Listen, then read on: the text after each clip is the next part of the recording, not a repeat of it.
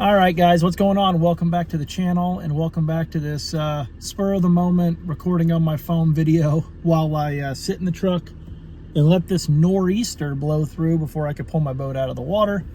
Just wanted to shoot this real quick and kind of give you guys a summary as to what I saw out on Okeechobee today. 2 days post-storm, and really only ran around the south end of the lake. So just wanted to let you guys know how I thought it fared during the storm.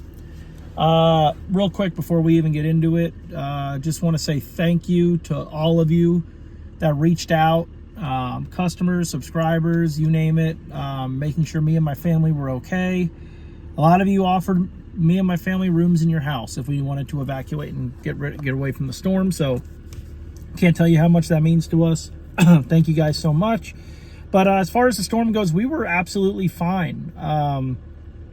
Honestly, we have absolutely no damage to our house.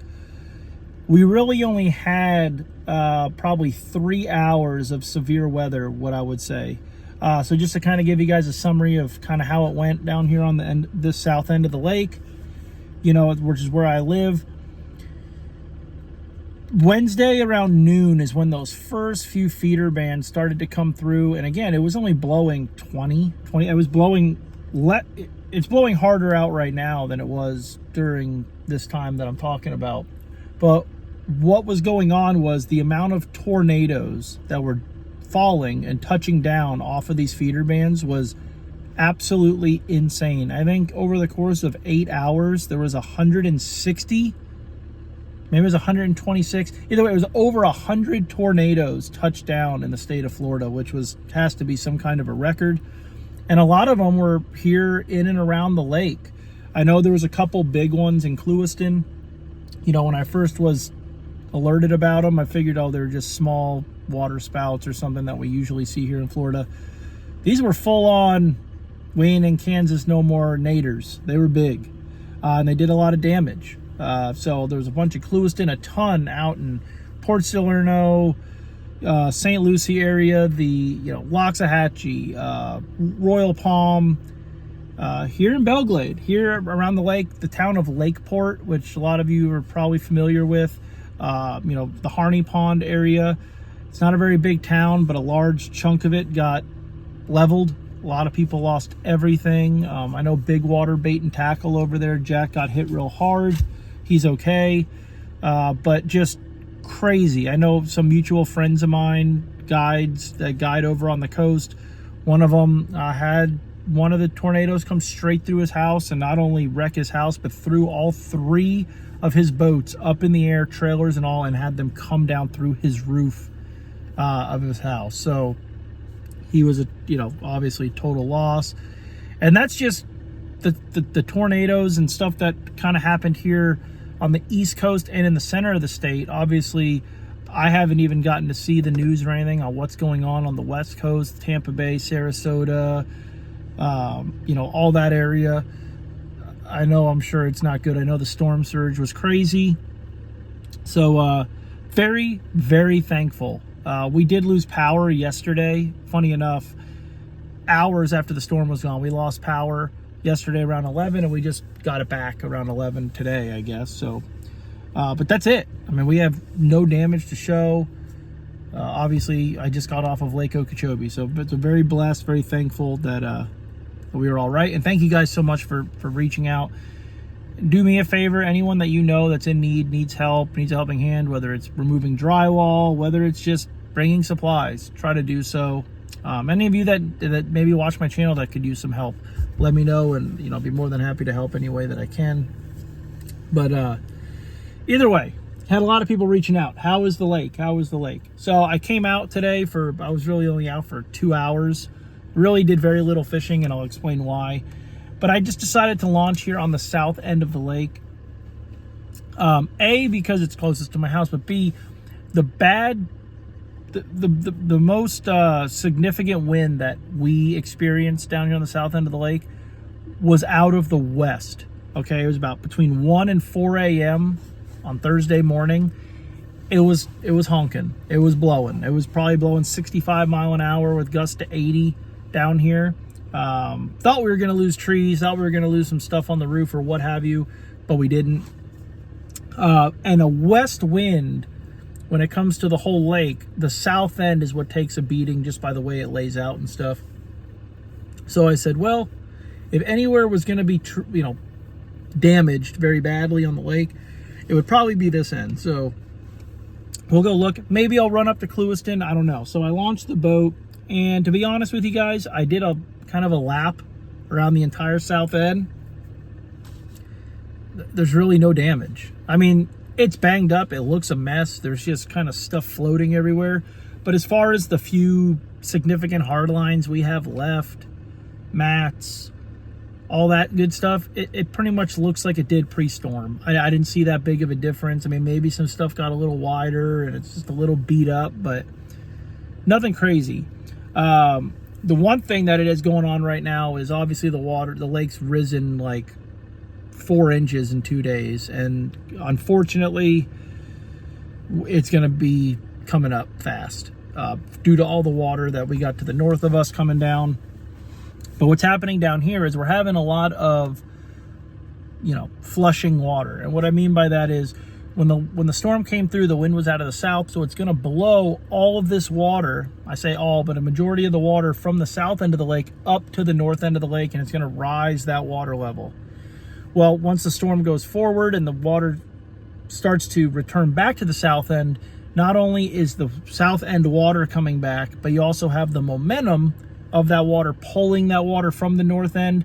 And we've had the wind out of the north for the last 2 days, as we do right now, which is also flushing that water back to this end. So a lot of the Kissimmee grass and stuff like that is underwater out here. It looks like open water, but it's not. I idled some spots where I knew there'd be some patches of Kissimmee grass. You could see it. It's just 2 or 3 inches under the water.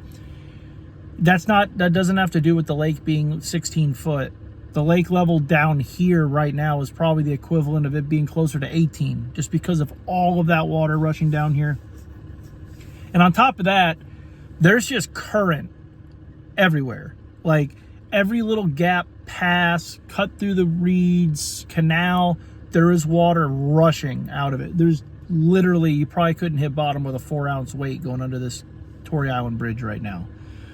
Our fish on Okeechobee do not like that. They do not like moving water. I mean, unless it's at like a spillway or something, but when it comes to water like flushing back or a current, in my experience, they just usually do not like it, which doesn't make any sense, but nothing on Lake Okeechobee makes any sense. So on top of that, we had this wind going against some of the current and stuff because this wind is still swirling.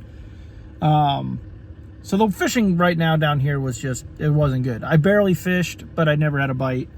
But on top of that, the water is very muddy, but that's to be expected, right? It's muddy down here on a 20-mile-an-hour northeast wind anymore, let alone a 60-mile-an-hour west, northwest, southwest, northeast, whatever. It was swirling.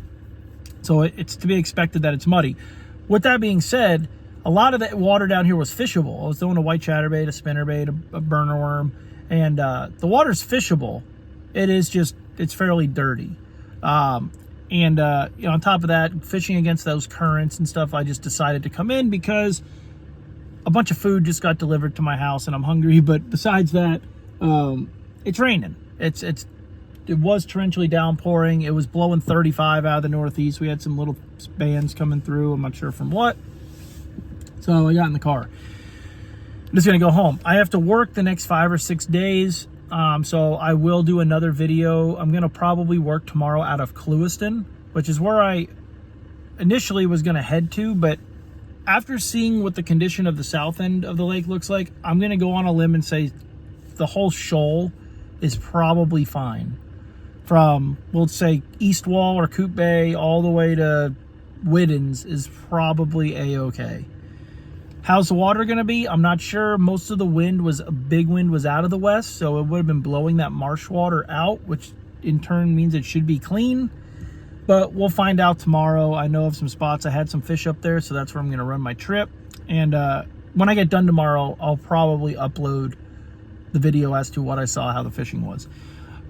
Key areas that might not be okay is probably going to be Fish Eating Bay, the Monkey Box, Dias.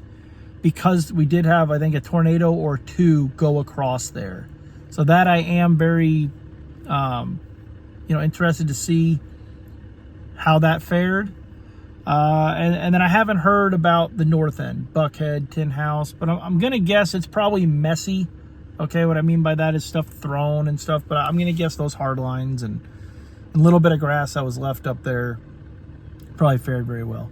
As sad as it is to say, down here on the south end, or really just anywhere in the lake, we have so little anymore that there's not as much to be affected by heavy winds and storm. And that's terrible to even think about, but it's the truth. I mean, it's sad, but it is what it is. Hopefully they start letting this lake water out, because I'm not sure why they didn't weeks ago, knowing the storm was coming. All they've done now is not only affected the lake in a negative way, but they're going to affect the coast negatively too, because the amount of water that's going to have to be discharged at one time now is going to be damaging to the St. Lucie waterway, to the Caloosahatchee, Fort Myers area, things like that. And then Lake Okeechobee will obviously take the blame, not the people that are in control of the water. The lake itself will take the blame because, that's just what our Florida politics do. So, other than that, I'll be in touch. Like I said, I will be out there the next few days, and I'll do a video every time I hit a different spot on the lake. Over the next 3 days, I'll make a video when I get done, letting you guys know how it looks. And appreciate you guys reaching out. Appreciate you guys watching. If you haven't liked or subscribed to the channel yet, please do so. Definitely helps me out.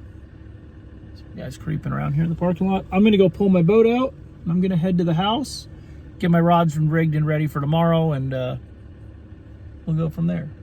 So thank you guys again, and I'll see you guys on the next one.